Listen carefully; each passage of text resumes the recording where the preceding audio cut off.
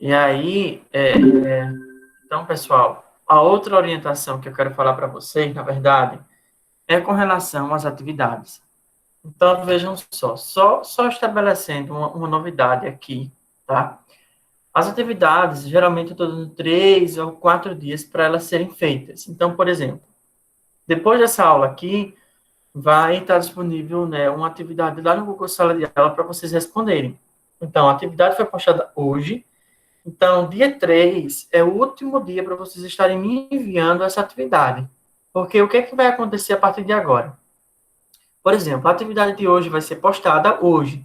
Então, vocês têm a noite para fazer, tem amanhã, tem outro dia, até o dia 3 para me entregar essa atividade corrigida.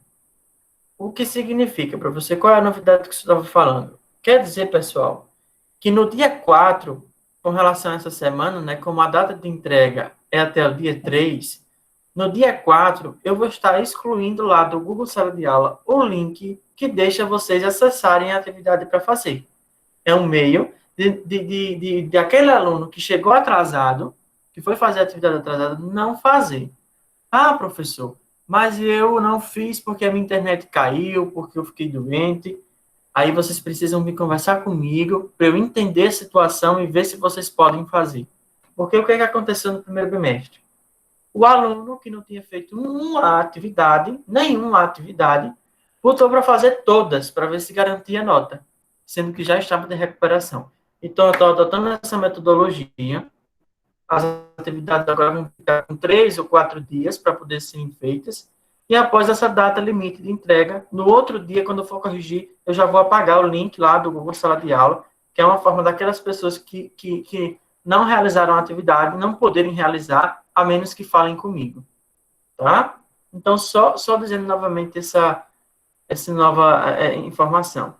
E aí, pessoal, com relação às notas, vocês viram na última aula, que vão continuar da mesma forma. O que eu vou fazer é só, talvez, reduzir o número de trabalhos, né? Ao invés de fazer 2, fazer um, e aumentar a nota entre eles.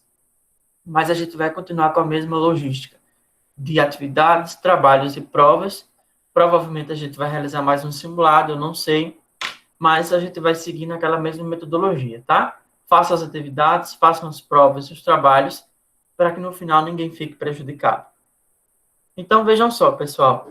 O assunto da semana passada foi qual? Alguém saberia me dizer aí?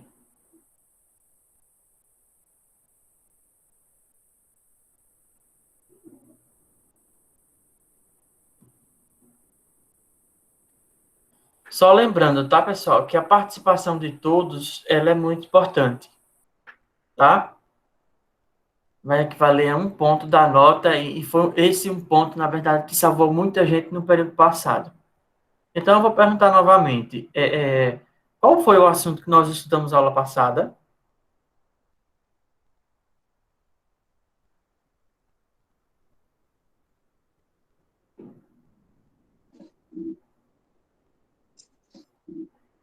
Sistemas de gestório. Não. E o O cara assunto, de não, esse aqui é o assunto dessa semana. Eu estou perguntando do assunto, isso mesmo, Nádila. O assunto da semana passada foram alimentos e nutrientes, tá? O alimento introdutório da nossa, do nosso assunto, né? Do nosso início de conteúdo aqui da disciplina. Então, o assunto dessa semana, na verdade, a gente vai falar sobre o sistema digestório. E aí, esse sistema digestório, né, que faz parte de um sistema do nosso corpo, ele está diretamente ligado com o assunto da semana passada. Então, o que isso quer dizer? Que vocês precisam lembrar, precisam aprender o conteúdo da semana passada, para que a gente possa continuar a entender um pouco sobre essa parte do sistema digestório, tá? Mas assim, pessoal, quando a gente fala em sistema digestório, a pergunta que eu quero fazer a vocês é: vocês já ouviram falar sobre esse sistema?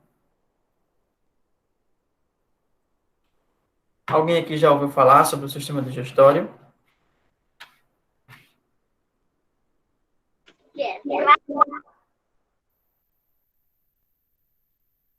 Então, uma das perguntas, né, que nós podemos fazer quando a gente vai estudar, né, esse início do sistema digestório você já ouviu falar em sistema digestório, né? O que que dá origem a um sistema?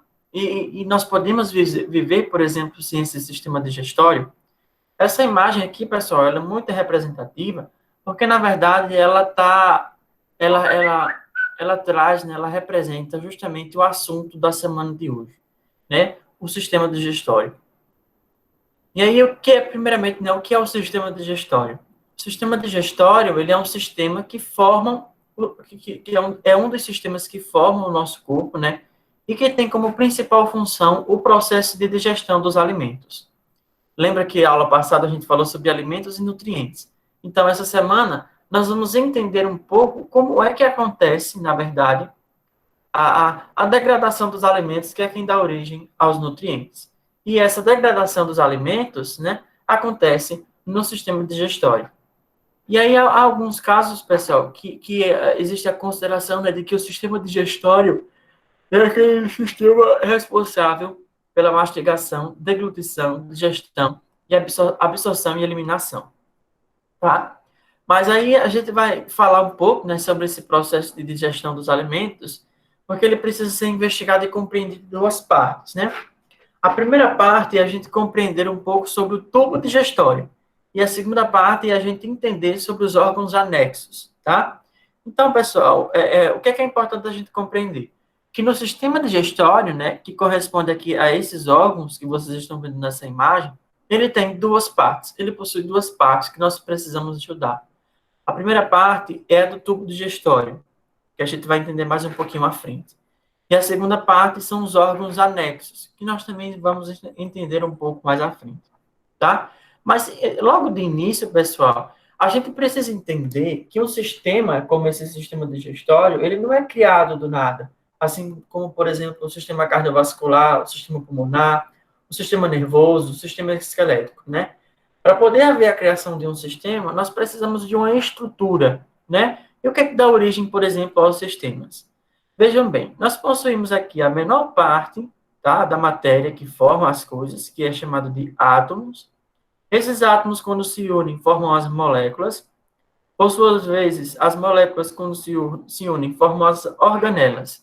E aí, várias organelas, pessoal, dão origem a uma célula. E aí, a pergunta que eu faço a vocês é: alguém aqui sabe dizer o que é uma célula? Já ouviram falar em célula?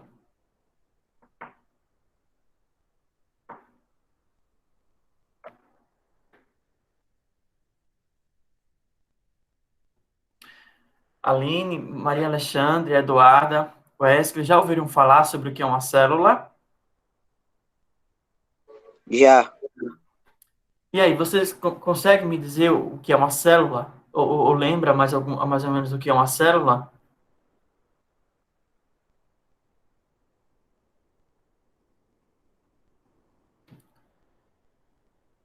Então, vejam bem, pessoal, uma célula, na verdade,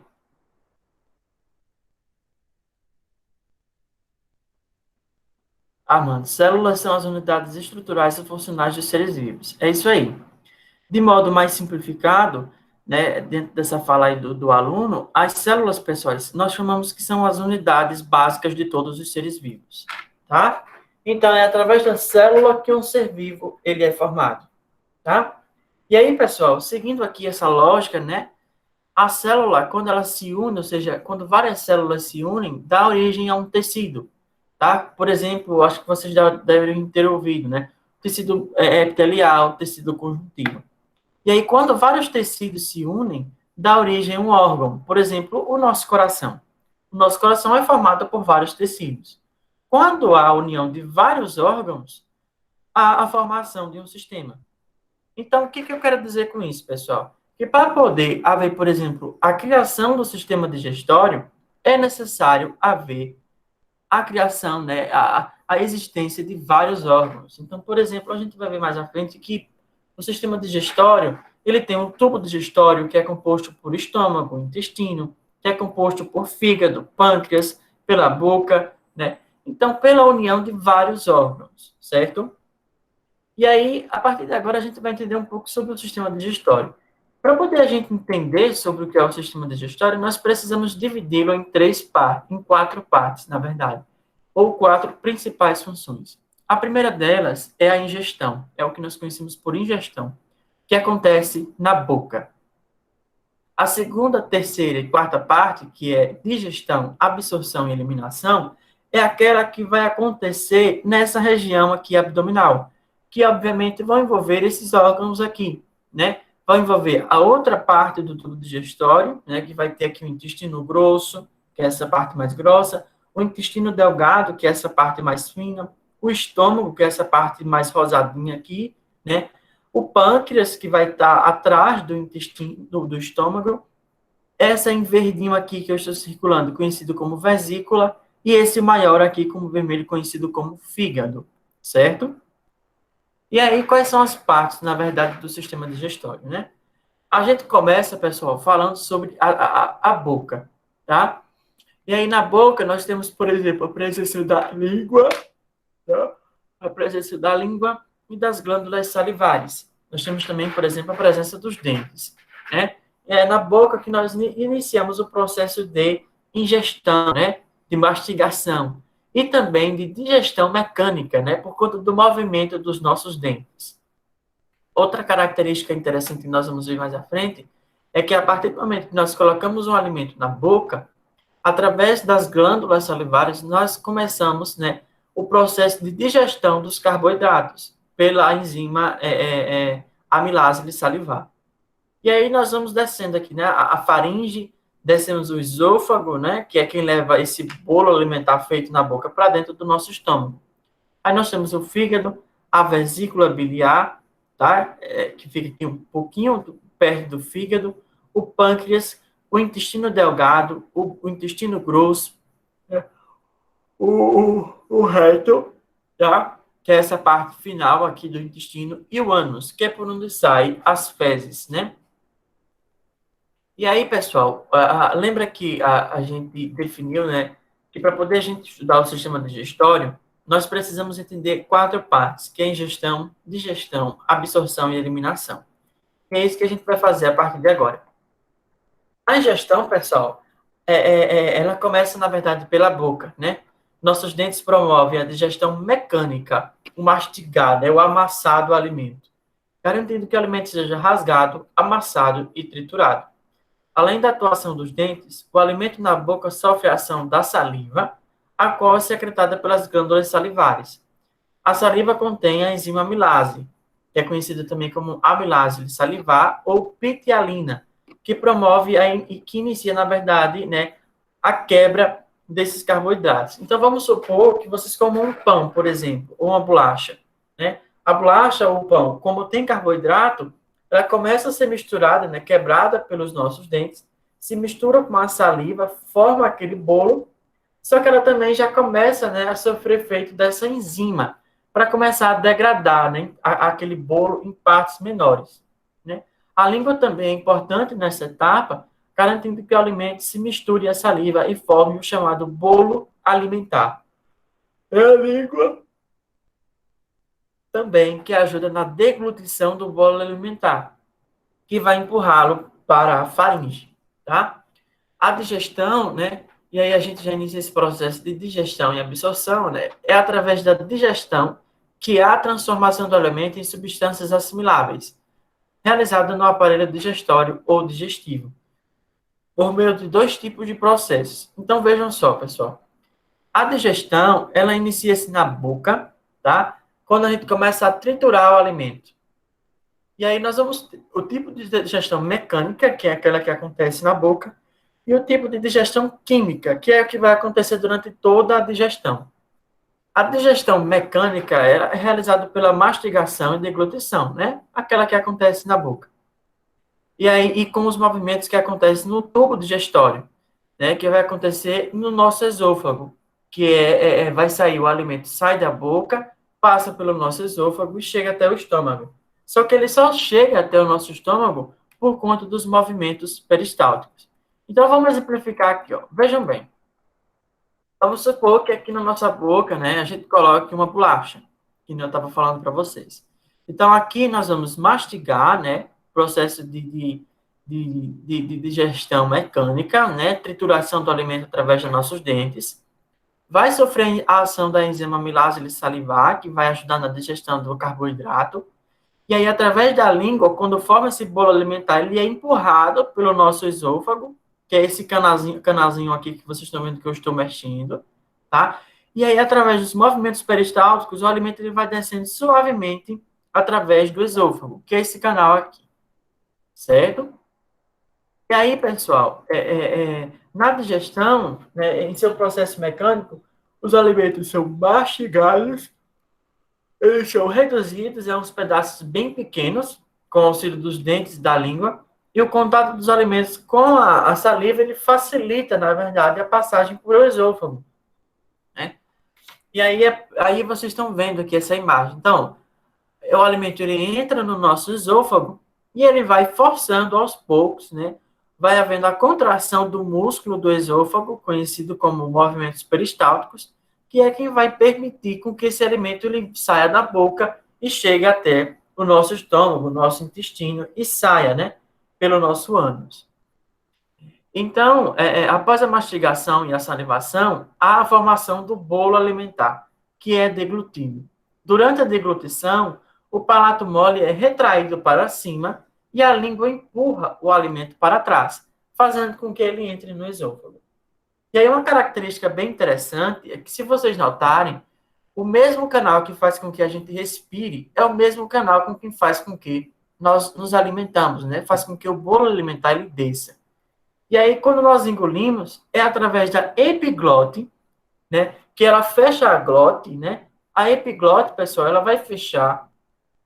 Ela vai fechar a glote, porque justamente é na glote que faz com que o ar entre nos nossos pulmões. Então, a epiglote, ela vai fechar a glote e assim vai permitir com que esse bolo alimentar entre no esôfago e, por exemplo, não entre na nossa traqueia.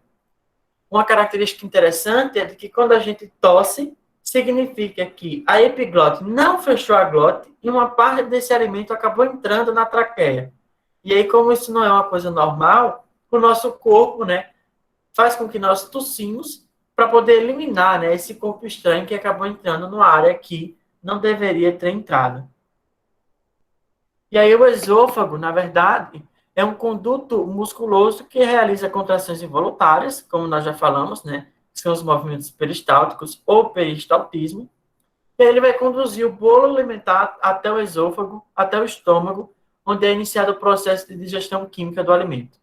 Então, a gente tem falado até aqui que é através da boca, do esôfago, desses movimentos peristálticos, que o alimento ele sai da digestão mecânica, né? E vai sendo levado até o estômago. E aí, a partir do momento que esse bolo alimentar ele entra no nosso estômago, sofre o processo que a gente chama de digestão química, tá? Na digestão química, esses alimentos são decompostos em partículas menores. Então, pessoal, é aquilo que a gente falou na aula passada, que foi falado na aula passada. Então, nós comemos, por exemplo, um pão, que é um alimento, e ele vai ser, né, degradado através da digestão química em nutrientes, né? Então, na digestão química, os alimentos são decompostos em partículas menores, graças à ação das enzimas presentes no suco digestivo. Por isso que a gente chama de digestão química. No estômago, os movimentos peristálticos misturam o bolo alimentar ao suco gástrico, produzido pelas glândulas da mucosa gástrica. Esse suco gástrico, pessoal, nós também chamamos ele de ácido clorídrico. Ele é quem ajuda, na verdade, na digestão dessas enzimas. A pepsina, que é a principal enzima do estômago, atua na transformação das proteínas, né, intensificando a digestão química. O hormônio gastrina, produzido no estômago quando o alimento entra em contato com suas paredes, regula a ação da pepsina, que transforma moléculas grandes em moléculas menores. Pessoal, até aqui, tem alguma dúvida? Vocês querem que eu fale novamente sobre alguma coisa?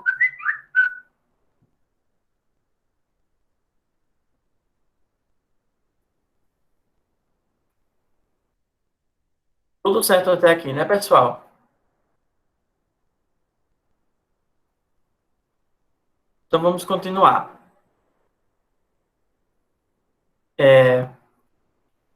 E aí, né, dando continuidade, né, o suco alimentar, que é o resultado da digestão química, é chamado de quimo, né?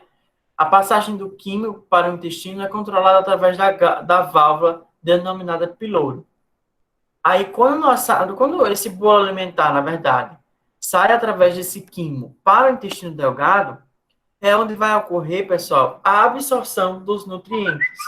Então, a parte desse alimento, ele sofre uma digestão e ele vai sendo digerido cada vez em partes menores, a fim de que as nossas células, eles captem esse alimento, tá? Que isso é muito importante para poder nós continuarmos, por exemplo, vivos, né? Para que o nosso corpo, por exemplo, ele, por exemplo, vamos supor que vocês bebam um copo de leite. Então, esse copo de leite, na verdade, quando ele chegar na parte do intestino delgado, ele vai sofrer um processo de digestão e de absorção, que significa que o cálcio, por exemplo, que está presente no leite, ele vai ser retido pelas nossas células e vai ser jogado para o corpo. E o cálcio, por exemplo, tem a importância de formação dos nossos dentes e dos ossos, né? No duodeno, que é uma outra parte, né, que o duodeno ele vai estar entre o estômago e o intestino delgado, são lançadas as secreções que são produzidas no fígado e no pâncreas, que junto com o suco, né, intestinal, atuam sobre o quimo, que é o bolo alimentar que tem a aparência de uma massa branca, após sofrer a ação, né, do ácido clorídrico. E aí a bile, pessoal, que é secretado pelo fígado e armazenado na vesícula biliar, é lançada, né, no duodeno. A bile não contém enzimas digestivas, e sim sais biliares, que vão conter água e bicarbonato de sódio, principalmente. E qual é a principal ação da bile, pessoal? Elas vão, na verdade, eliminar, né, separar as gorduras em partículas microscópicas, né?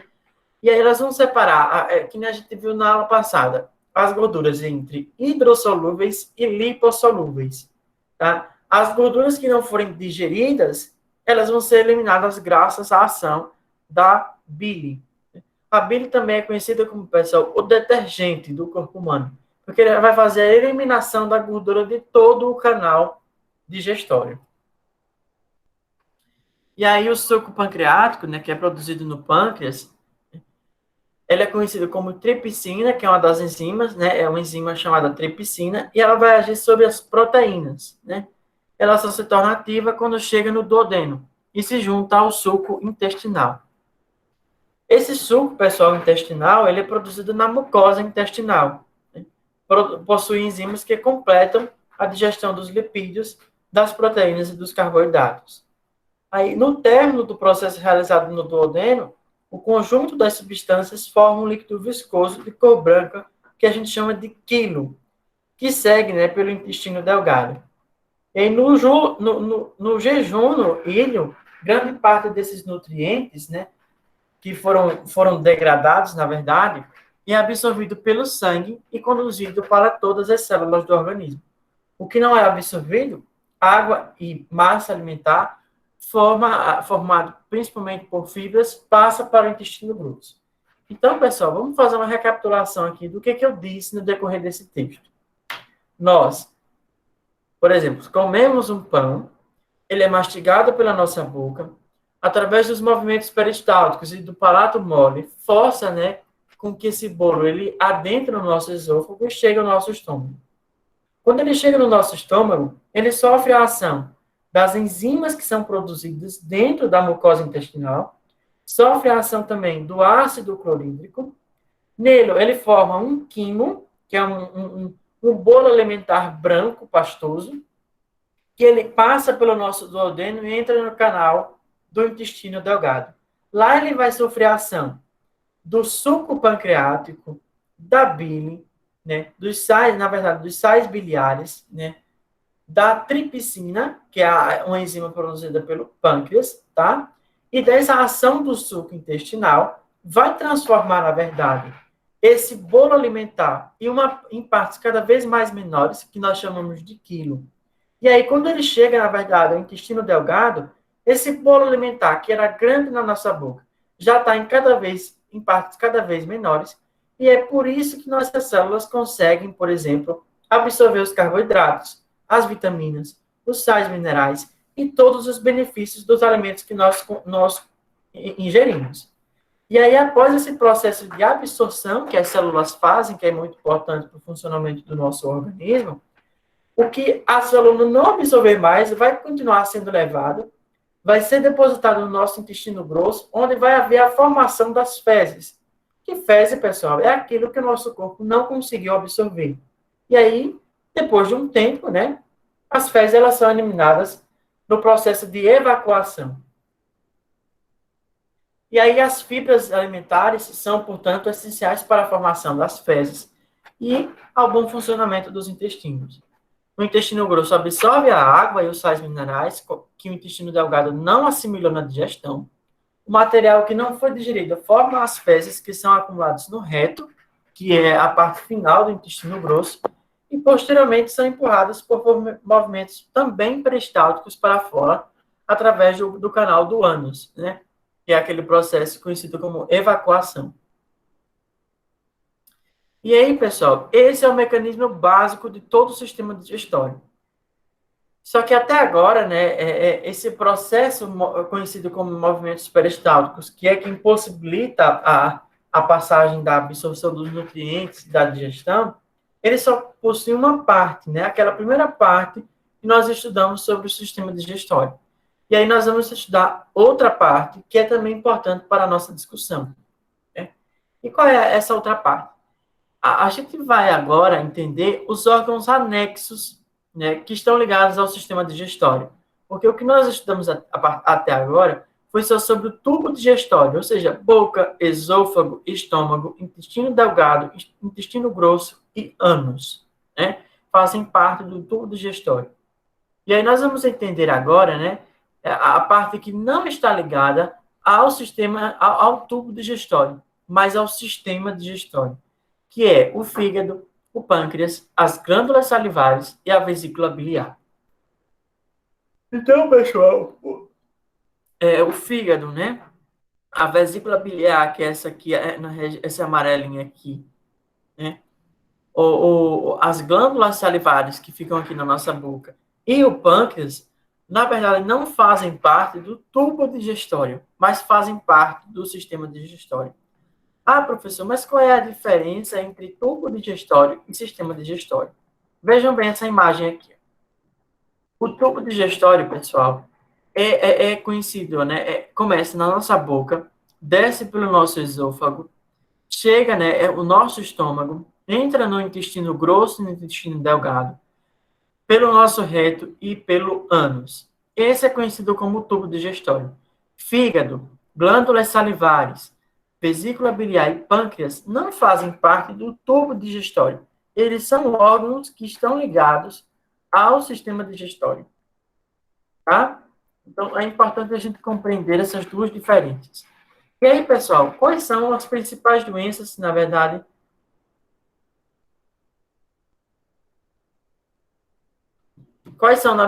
as doenças do sistema digestório, né? Uma doença que é muito comum, né, que é preciso de operação, é o que nós conhecemos como apendicite. A apendicite, na verdade, é uma inflamação do apêndice, que resulta da obstrução do órgão por conta de restos fecais, tá? Então, o apêndice, ele fica aqui, bem no finalzinho, né, na passagem do intestino delgado para o intestino grosso, e aí, com o passar do tempo, algumas pessoas acabam tendo uma inflamação nesse apêndice e é conhecida como apendicite. Causa uma dor muito grande, né? E um processo inflamatório que precisa ser operado, senão a pessoa acaba indo a óbito. Outra doença bastante comum é conhecida como úlcera gástrica, que na verdade é uma ferida que acontece dentro do estômago, né? E pode também envolver o esôfago e o duodeno. E aí, pessoal, existem diversas causas, né, na verdade, para a criação dessa úlcera gástrica. E aí, por exemplo, para poder haver a formação dessas feridas, tem que primeiro a pessoa desenvolver outra doença do sistema digestório conhecido como gastrite. E aí, aquele famoso exame conhecido como endoscopia, é a principal forma de diagnosticar uma úlcera.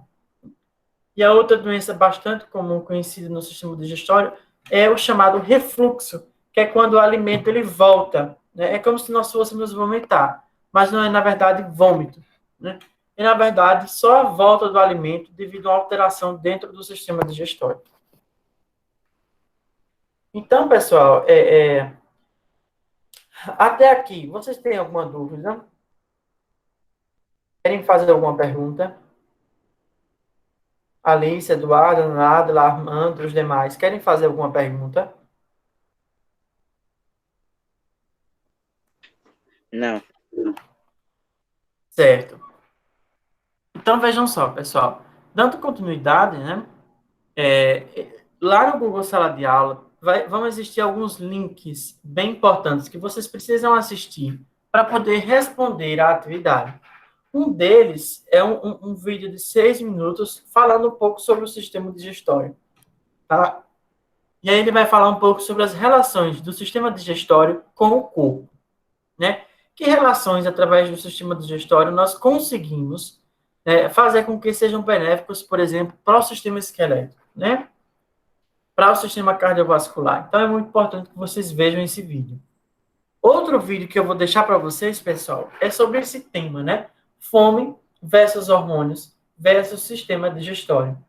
É um vídeo que vai falar sobre o efeito da dieta e do exercício sobre a fome. E aí vai falar um pouco sobre o hormônio conhecido como grelina, que é produzido no nosso cérebro. É através desse hormônio, por exemplo, que há um indicativo de que nós estamos com fome e de quando nós não estamos com fome. Tá? E aí, pessoal, tem na verdade, essa publicação muito interessante, né, nesse Instagram dessa nutricionista, que vai falar um pouco sobre saciedade. E aí ela começa dizendo o seguinte: para que o mecanismo de fome e saciedade aconteça, o cérebro conversa com órgãos e as células através de mensageiros.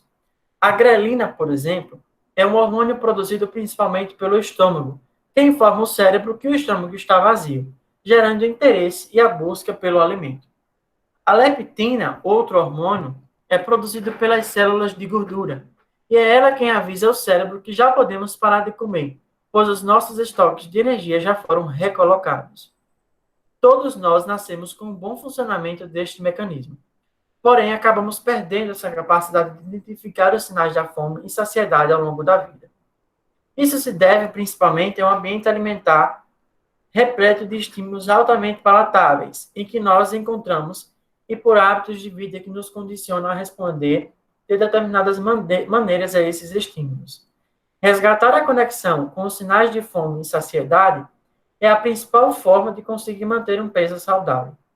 No entanto, a elevada quantidade de gordura corporal prejudica a sinalização destes hormônios, dificultando o restabelecimento dessa conexão. Além disso, os hábitos de vida que levam ao ganho de peso liberam outros neurotransmissores que geram o aprendizado e perpetuação do hábito. Para eliminar um hábito ruim, precisamos nos submeter a algo que limite as nossas ações e não dependa da nossa própria tomada de decisão. Por isso, ter um plano alimentar adequado, considerando dietas não absurdas para guiar as nossas escolhas inicialmente, é uma forma efetiva de alcançar um peso saudável. Através de uma dieta bem indicada, se adquire conhecimento para fazer escolhas alimentares conscientes e formar novos hábitos que, executados repetidamente por um período sustentável de tempo, nos levarão a um novo condicionamento e eliminação de alguns hábitos. E aí, pessoal, o que é que tem a ver, na verdade, essa publicação aqui com a saciedade? O que essa nutricionista quis dizer é que é através dos hormônios, né, que nós vamos ter a ação, né, dessa regulamentação da fome ou não. E que, devido à nossa má alimentação, né, a forma como nós agimos durante o nosso dia a dia, vai haver alteração, né, da produção desses hormônios e fazem com que, na verdade, nós comamos mais do que nós precisamos, ou nós comemos pouco, tá? E aí também, outra indicação que eu gostaria de fazer aqui para vocês, é do Instagram da professora Estene Tavares. Ela é professora da escola, né, José de Sena, ela é professora da parte da manhã. Ela tem também um Instagram, né, para quem quiser conhecer. E lá tem dicas de muitas receitas saudáveis e acredito que deliciosas. Ela, além de ser professora de geografia, está terminando a faculdade de nutrição. Tá? Então, já que nós estamos falando sobre alimentos e nutrientes, é super válido também nós falarmos um pouco sobre alimentação saudável. Tá? E aí, pessoal, uma coisa que vocês precisam saber antes da gente terminar, né? Nós já estamos na reta final dessa aula, é que vocês vão precisar realizar um experimento muito simples. Né? O que é que vai consistir esse experimento? Vocês vão pegar 2 copos quaisquer, que vão estar aí na casa de vocês, vão pegar detergente líquido, óleo de cozinha, e aí o que é que vocês vão fazer com esses... na verdade, vão precisar também de 2 colheres de sopa e água. E o que é que vocês vão fazer, né, com esses materiais? Vocês vão pegar os 2 copos, colocar, enchê-los, né, iguais em metade de água, vou encher só metade do copo de água, e vão adicionar em cada copo, né, que está com água, 1 colher de sopa, né, de óleo de cozinha. E aí, depois de vocês fazerem isso, vocês vão mexer, né, bem essa mistura. Depois disso, vocês vão adicionar a mesma quantidade, né, de óleo, só que agora 1 colher de detergente. E aí, pessoal, vocês têm 2 copos, né, com água e óleo. Vocês vão pegar apenas 1 colher de detergente e colocar em apenas um dos 2 copos. Não vão colocar nos 2. Vai colocar em apenas um. Vai mexer bem e observar o que é que vai acontecer. E aí vocês precisam fazer esse experimento para poder realizar a atividade dessa semana. Certo, pessoal? Professor, tem como voltar para mim ver lá a instrução? Eu vou deixar essa instrução disponível lá no Google Sala de Aula, certo? Esse mesmo material aqui vai ficar lá no Google Sala de Aula para vocês acessarem.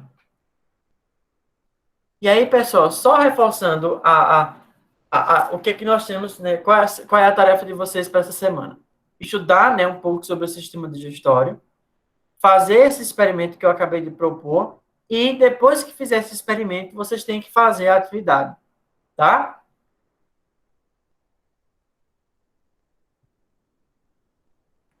Pessoal, tem alguma dúvida? Até agora tá tudo certo, professor. Certo. Vejam bem, eu vou disponibilizar essa aula de hoje lá no Google Sala de Aula, tá? Eu vou postar ela no meu YouTube e vou disponibilizar o link para caso vocês sentirem dúvida, consultar novamente. E vou também deixar disponível esse slide que eu criei para a aula de hoje, tá? E aí, qualquer dúvida, vocês podem me perguntar através do WhatsApp ou através lá dos comentários do Google Sala de Aula.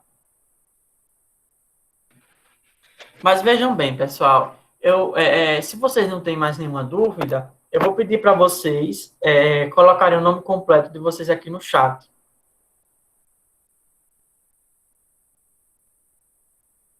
Tá? O nome completo de vocês aqui no chat é para a frequência.